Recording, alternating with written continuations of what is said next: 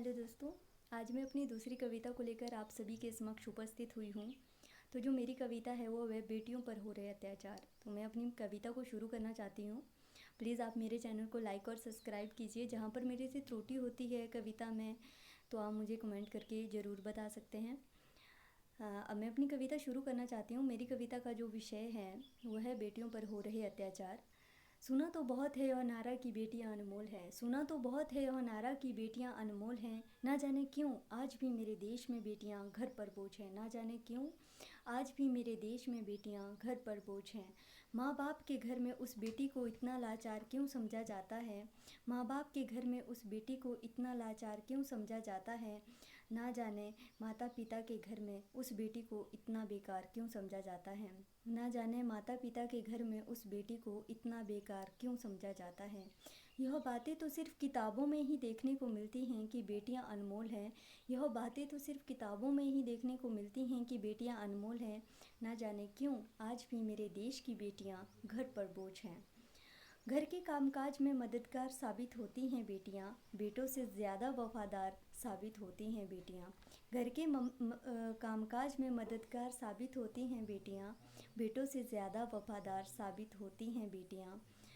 जिम्मेदारी का बोझ तो इतना है कि ऑटो बस चलाकर भी अपने घर के लिए मददगार साबित होती हैं बेटियां। सुना तो बहुत है यह नारा कि बेटियां अनमोल हैं, ना जाने क्यों आज भी मेरे देश की बेटियां घर पर बोझ हैं।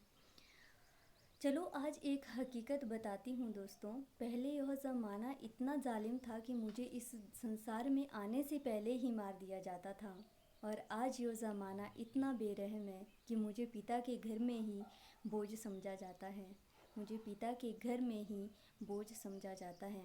मैं जानती हूँ मेरी फ़िक्र यहाँ किसी को नहीं है, मैं जानती हूँ मेरी फ़िक्र यहाँ किसी को नहीं है, फिर भी आज सवालों के घेरे में खड़ी हूँ कि बेटियों को पिता के घर का बोझ क्यों समझा जाता है, क्यों समझा जाता है। हर बात सिर्फ उसकी शादी तक ही रुक जाती है। 18 साल की हर उस लड़की की शादी करवा दी जाती है।